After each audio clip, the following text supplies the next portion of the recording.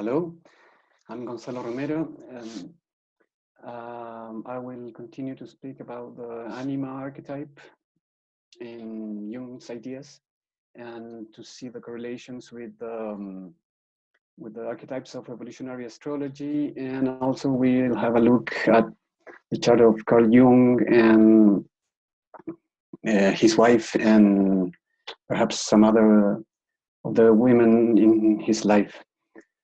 As I said before, the Anima archetype correlates directly with the moon. We have to understand that the moon has various correlations. And when we speak about the Anima, we are not talking about the conscious personality, the self-image, or the mother archetype, which are also moon correlations. Jung saw the Anima as a mediatrix to the soul, which is Pluto. It is also an archetype that is highly conditioned by the collective unconscious, by the images of the collective unconscious. And Jung spoke of the Anima as a mediatrix to the unknown, which is Neptune. In my view, I would say that the Anima is symbolized in the chart by the water trinity, Moon, Pluto, and Neptune. Keeping in mind the various distinctions that were made by Jung about the nature of the Anima in contrast with other archetypes of the psyche. Jung also emphasizes that the Anima is an archetype that leads to reflection, which is Saturn. In any case, we need to look at Saturn and the Moon in tandem because both correlate with personality. Saturn correlates with the structure of personality, and the Moon correlates with personality itself, or as it is experienced by the individual. The animus, in turn, correlates with Saturn. Jung insisted in many places about the relationship between the Anima and Mercury, which is an interesting idea to explore. I don't think it is very consistent with evolutionary astrology, and I think I will explore that idea at some other moment.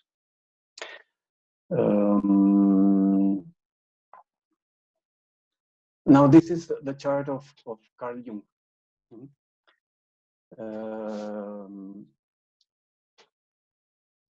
We have that Pluto is in the third house in Taurus.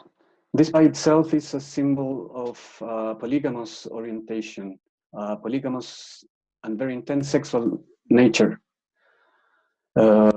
which comes from the past of the soul. It is also a symbol of a sexual nature that is very grounded in the physical body, in the senses. The Pluto polarity point is in the 9th house in Scorpio. So we can see that there is an intention and an evolutionary need to confront and to go beyond and to make a metamorphosis of the prior arrangements and fixations in sexuality. There are many, of course, many dimensions and many different themes in the chart, but I am only focusing on the ones that correlate with the nature of the Anima phenomenon as was experienced and described by Jung. Given that the south node of the moon is in the 8th house in Libra, and it forms a sesqui square to Pluto in the 3rd house in Taurus, there has been an ongoing conflict in relationships. And there are dynamics from prior lifetimes that connect with commitment and with broken vows and broken commitments, as indicated by the south node in Libra in the 8th house, ruled by Venus in the 6th house, square the nodes. Also, because of the nature of the Sesky square between the South Node and Pluto, there is an ongoing theme of adjusting the patterns of relationships, Taurus and Libra, to social parameters. There has been a conflict with social parameters and regulation of sexuality. We can see that the dynamic of broken vows and broken commitments in intimate relationships has occurred in previous lifetimes through different types of dynamics, but there is a special connection with the polygamous needs of the soul versus single or monogamous commitments.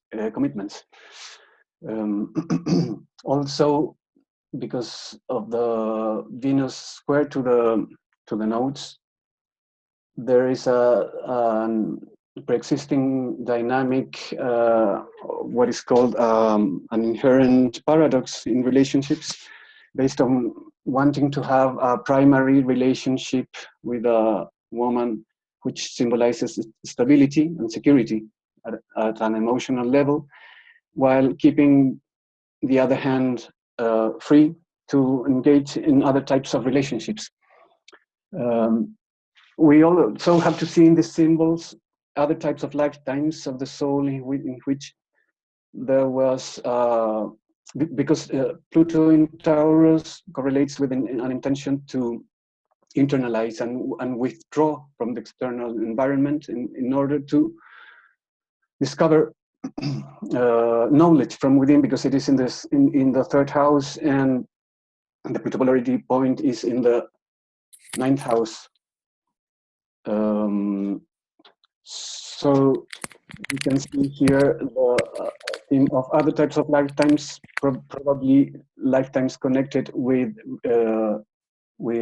religious types of lives, because the ruler of the South Node is in the sixth house, which is a natural Virgo house.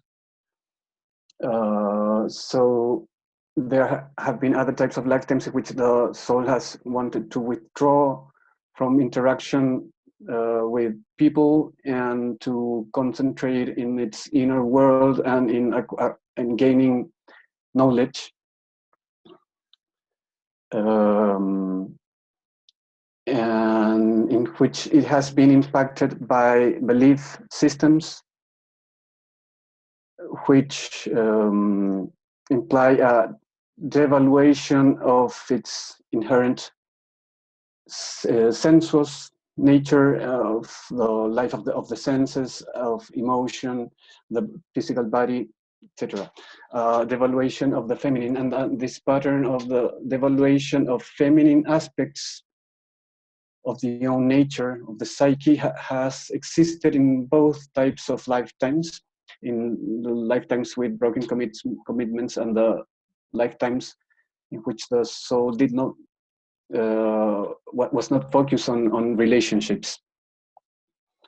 That is the way in which the soul has created complications in its patterns of self-relatedness and in relatedness with other people and women.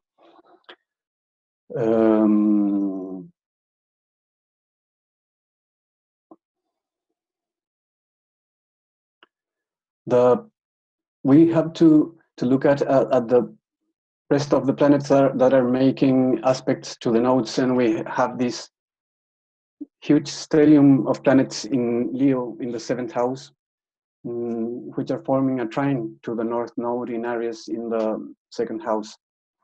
So there is a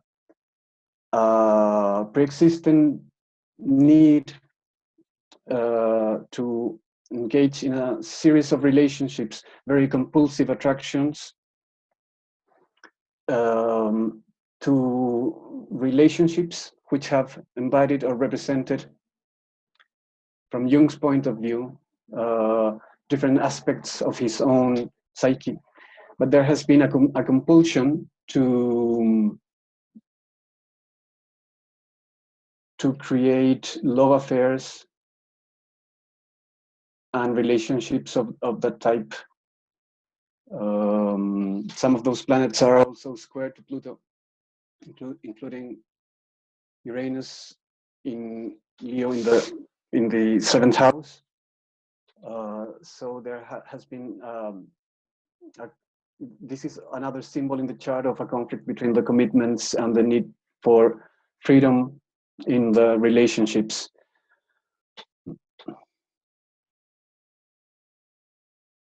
This is the main evolutionary axis of the chart.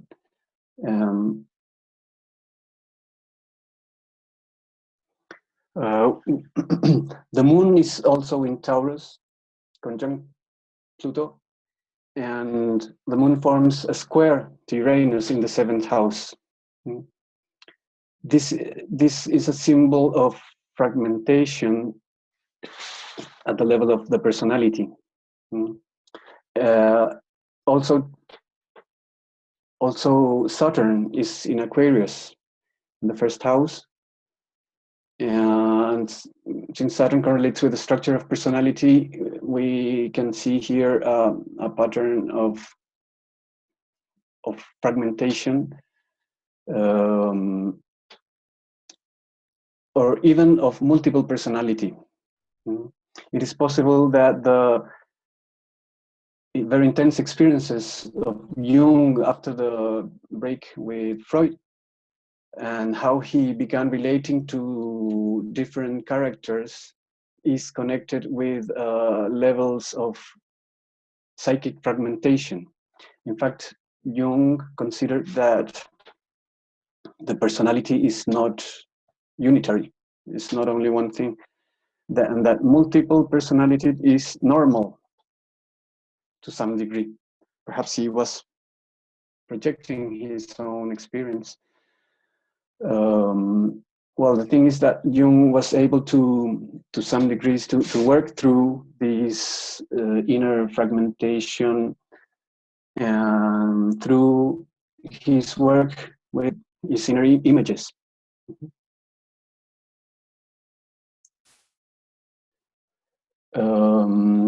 There is also, we can see that Pluto is in conjunct to Jupiter in Libra in the 9th house.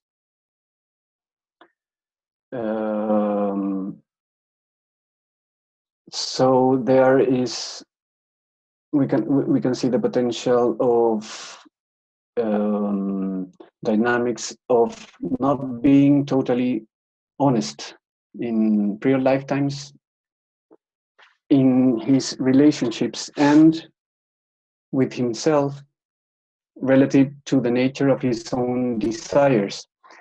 It is possible that while Jung was proposing in his discussion with Freud that the nature of the libido is not essentially sexual, that he, on the contrary to that, was being very intensely attracted to Sabine Spielrein at a sexual level. If asteroid Dionysus is also square to the nodes, and it forms a semi-square to Pluto. So there are, with the North Node in the 3rd house, ruled by Mars, the 11th house, relative to the square to the nodes by Venus, Mercury, and Dionysus, there are prior chapters of the soul's evolution in which very likely Jung engaged in quite profane and distorted forms of sexuality, including group sexuality. Possibly this could have happened in places like Greece and Rome because of the South Node being in Libra. Jung spoke of several stages of development of the anima in the psyche and in history. And if we remember, he said that the first stage correlated with purely biological impulses connected with reproduction, and this was embodied by Eve. Mm-hmm. And the second stage was connected with Helen of Troy, which involved also a very very intense sexual nature, but also at the same time an intellectual dimension of the anima images. And there are various asteroids that correlate with aspects of the anima, and we can see that asteroids Eva and Elena are in Libra in the 8th house and are conjunct the south node. So relative to the Pluto in Taurus, it is very possible that Jung would continue to experience in that lifetime attractions that were very sexual at a physical level.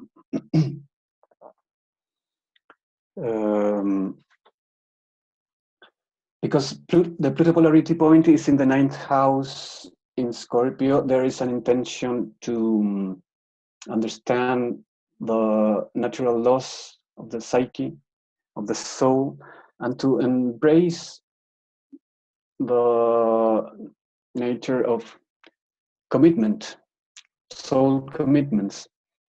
So it is not a very easy situation, because at the same time there is a need to liberate from sexual fixations and how they have been supported by belief systems which have created a conflict, an inner conflict with the embodied biological sexual nature. The need for liberation is, of course, represented by the North Node ruler Mars being in the 11th house, first place. If one looks at this chart, it is very possible that if Jung had entered a monogamous relationship, he would have needed to totally honor that commitment because of the need to honor the soul connection in first place, rather than the compulsive need to follow instinctive attractions, which are not only instinctive or biological, but are also based on displaced emotions. Jung's parents were quite crazy in some ways. Jung even said in his autobiography that his mother too had a multiple personality. Jung said that when he was a child, he had two different personalities, and that his mother had two personalities too. And there was also a conflict with the father because of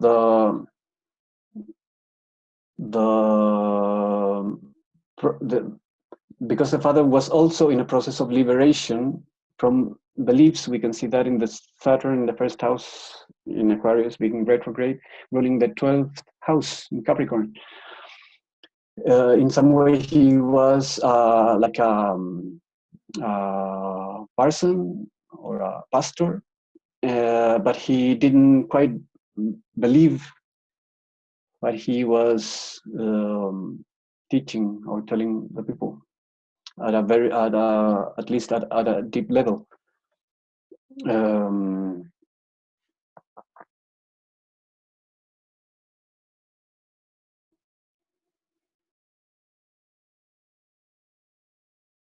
So there in that lifetime of Jung's soul, there was an ongoing need to liberate from conditioning factors relating to belief systems that had created a conflict with his bodily nature. But at the same time, and this was perhaps the most important part of it, to evolve beyond the fixations on the physical body, Mhm.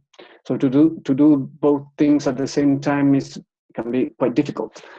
Probably Jung did have an evolutionary need to relate in important, deep ways with these women, with various women that appeared in his life, but there was also a need to evolve the nature of the attractions themselves, in order for those relationships not to reflect his own sexual fixations.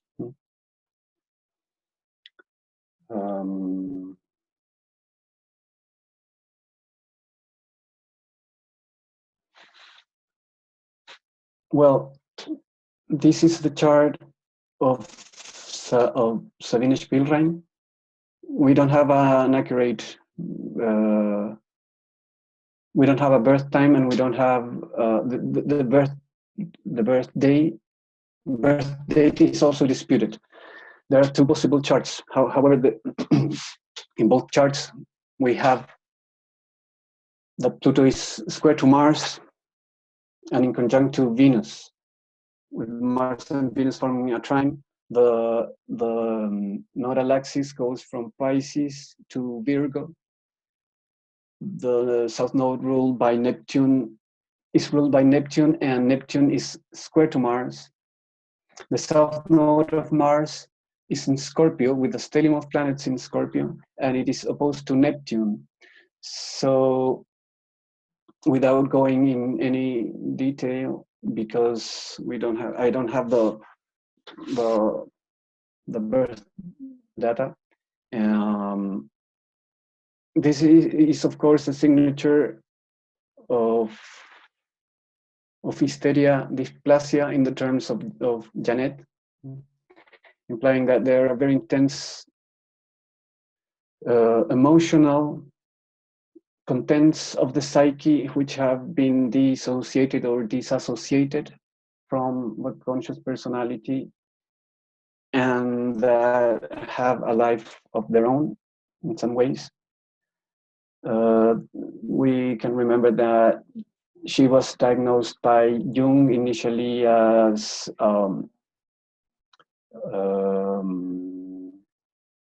psychotic hysteria.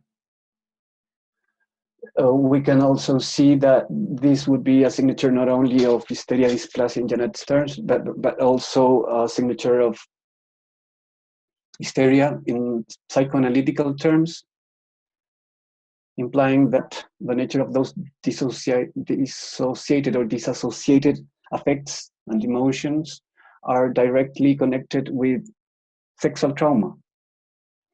Uranus is conjunct the North Node.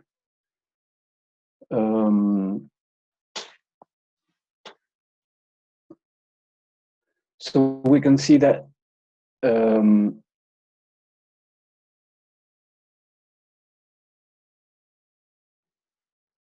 that there was a very an extreme intensity of emotions and effects that were elaborated through the relationship with Jung, with very relevant degrees of healing, because Sabina Spielrein met Jung when she was psychologically very ill, and she was able to improve with Jung's help, and she became a very important analyst in her own right, implying that she could attain important degrees of integration, and she was also able to to form a family with another man and have kids and all that. Mm-hmm. And this is a chart of Jung's wife, Emma Jung. We have an accurate birth time, and we can see that there is a massive stellium of planets in Taurus in the 6th house, including Saturn, Neptune, Chiron, Jupiter, Vesta, Pluto, Amazon.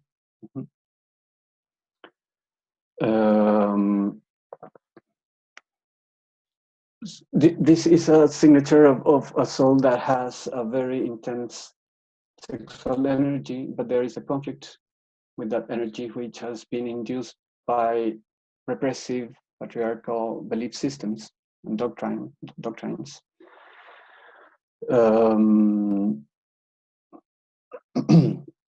The relationship of Freud, of Jung with Sabine Spielrein was quite problematic for Emma, and at some point later in Jung's life,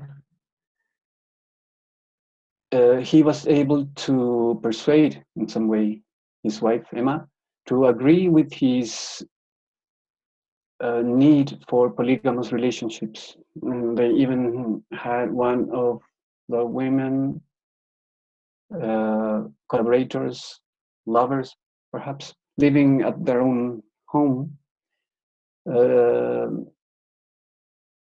I don't know much about that relationship. I haven't looked at the chart of the woman who was Tony Walls, very important collaborator too. But what I would like to see here is how would have Emma felt about the polygamous needs and the series of affairs of his husband.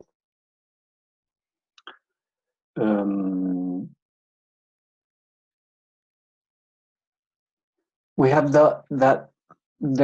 we have this massive stellium of planets in Taurus in the 6th house, with a south node in the 7th house in Gemini, ruled by Mercury in the 3rd house in Pisces, opposed to Uranus, retrograde in the 9th house in Virgo. And the moon is square to the nodes in the 9th house in Leo.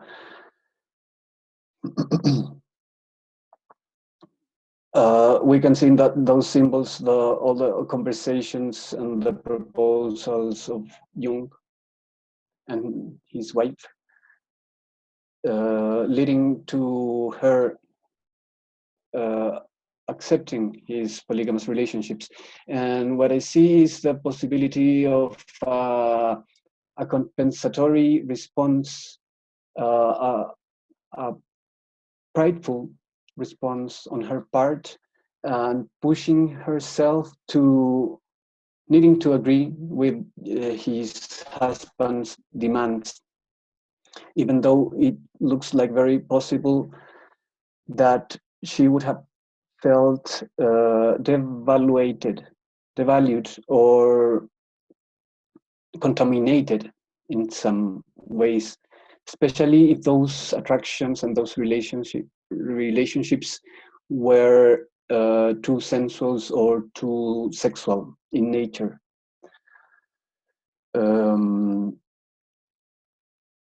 Very possibly she would have needed to accept to those requirements, even if they involved levels of crisis for her, because of a compensatory response, trying to be above the situation. If we have a brief look at the composite chart between Carl Jung and his wife Emma, we have that Pluto is in the 5th house. Pluto polarity point is in the 9th house. The south node is in the 7th house in Leo, and the north node is in the 1st house in Aquarius. So there is an evolutionary intention, a combined evolutionary intention of their souls to liberate from the need to relate in the ways they have related in the past, and to evolve into becoming more friends, and to help one another to objectify their own dynamics. it is very possible that the relationship needed to evolve, or is in a process of evolving into being friends rather than being a couple. The North Node ruler is Uranus, which is in the 8th house in Virgo, reflecting an ongoing need to liberate from promises and commitments that have been made in the shared past. However, these symbols also reflect the potential of very intense crisis. The Uranus in the 8th house in Virgo, on the moon in the 7th house in Cancer, forming an inconjunct to the North Node.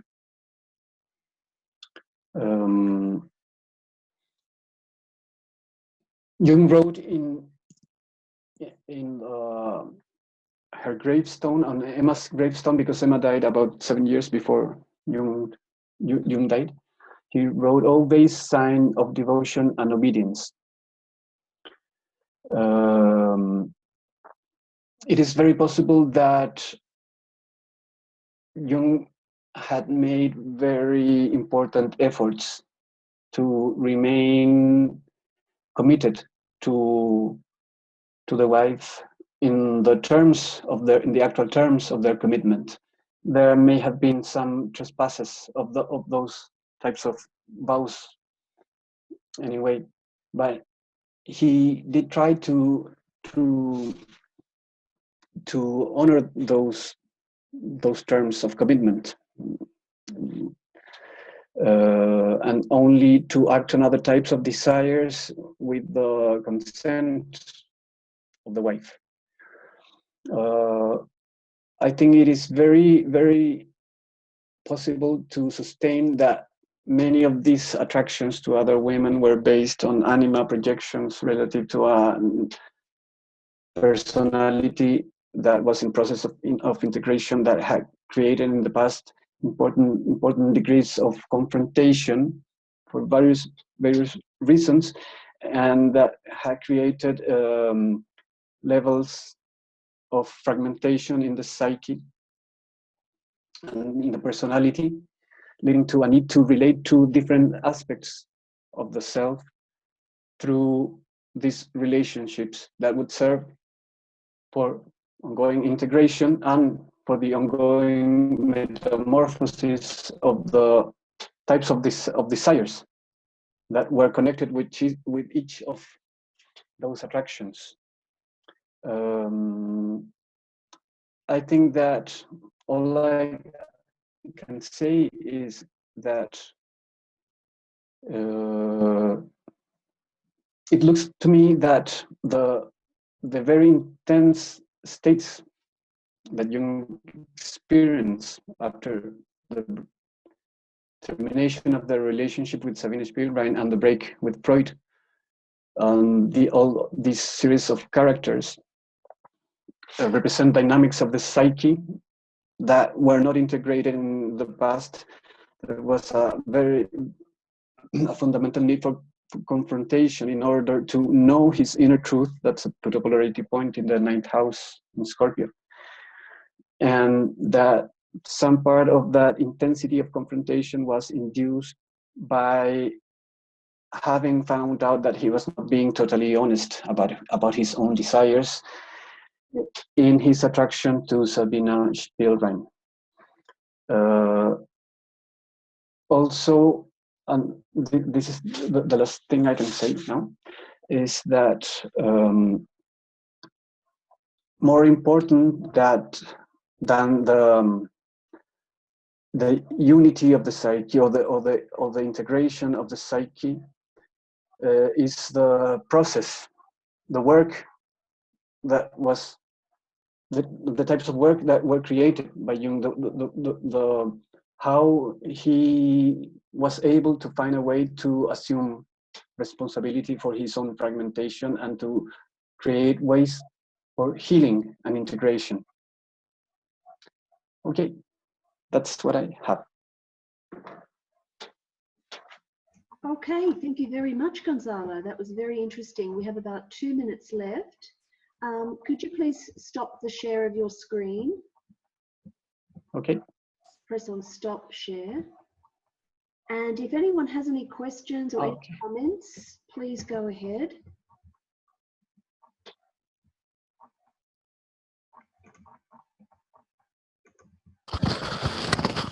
Very, very interesting.